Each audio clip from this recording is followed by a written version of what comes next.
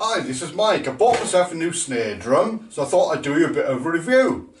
First of all, it's Sonor. It's a Sonor Select Force. It's made from Canadian maple. Sonor, if you don't know, are a German drum company, but this actually was made in China. But it's very good quality. There's a lot of stuff comes out of China that's crap. This is very good. First of all, there's good materials and there's good quality parts that obviously Sonor are proud enough to put their name on. There's a very strong snare strainer here, which again is branded Sonor.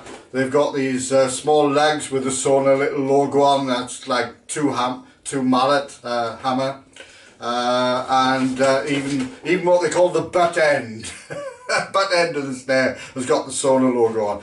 It's finished in piano black, which means it's painted. It's not a plastic coating on there, so it's just pure wood.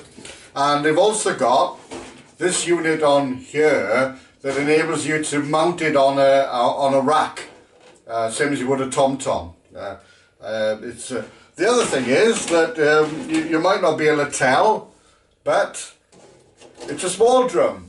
Normally snare drums are 14 inches wide.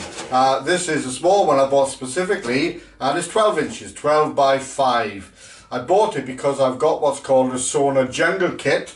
There's all small drums, and this matches that particular kit, which is the reason why I've bought it. Been looking for it for a long time and couldn't find one. Been looking for a Sonor thing that would match the rest of my kits. In between I've been using a Tama steel drum, but I've been looking for a small one of these. Anyway, I got this just the other day in Rocker Music in Rotherham, with my local shop. So the first thing to do is to tune it up, because when it comes from the shop, it's not tuned.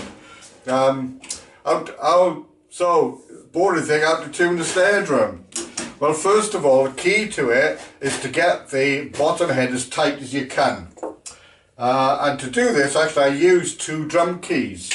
There's various methods of doing this, but I put 2 drum keys and I turn them at the same time. Then you go to the next slot, do the same thing. You can feel the tension as you're doing it.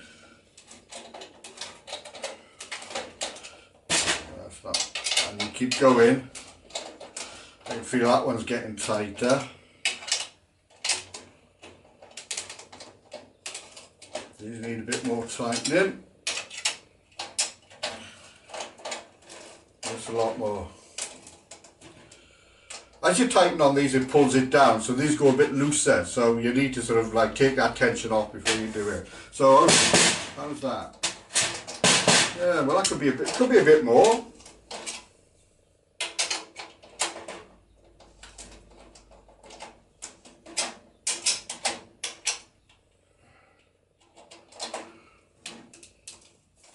Right, that feels very tight. That feels very tight. When I press it down there, there's not a lot of movement to it.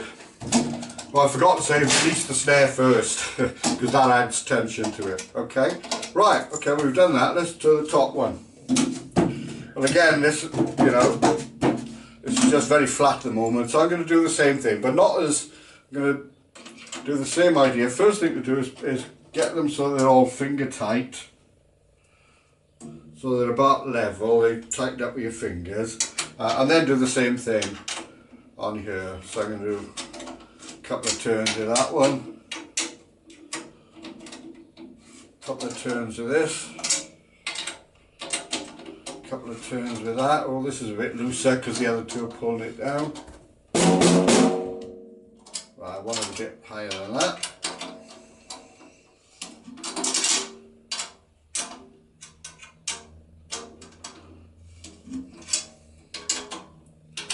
Do it mainly by feel and then by sound. Nice crisp sound.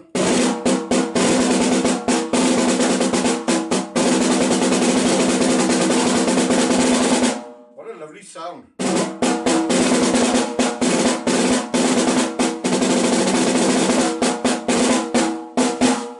Good choice. I'm pleased I got this. This sounds really good.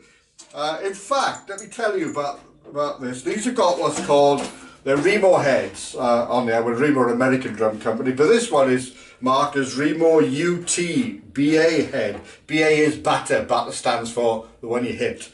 And actually this is made in China by Remo, and I've looked these up because I've never heard of UT, and apparently UT is what they stamp on any heads they make for other manufacturers, or what they call OEM, original equipment manufacturers. So this one they made for Sonor, and they got their name stamped in it, and they put UT.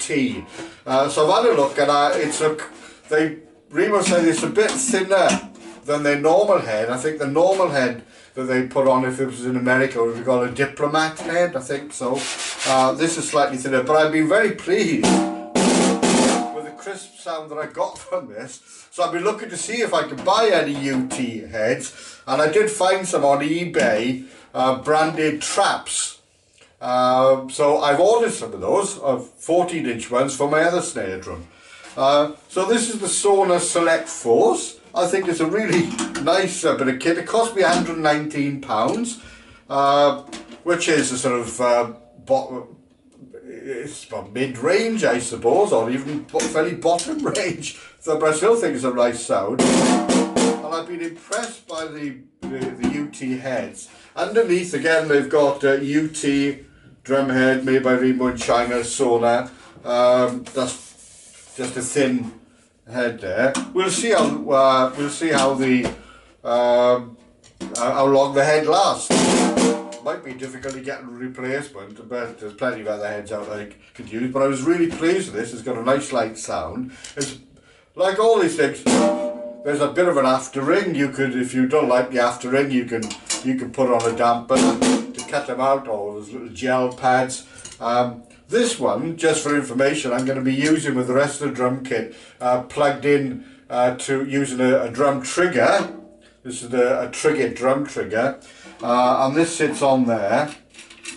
I'll screw it out, tighten it up a bit, and then that connects to my 2-box Drum-It 5 drum module, and I can change the sound I get from the drums through the amplifier by choosing different snare drums on there. But this one gives a real good kick. That's acting as a dampener now, cutting out a lot of the extra ring.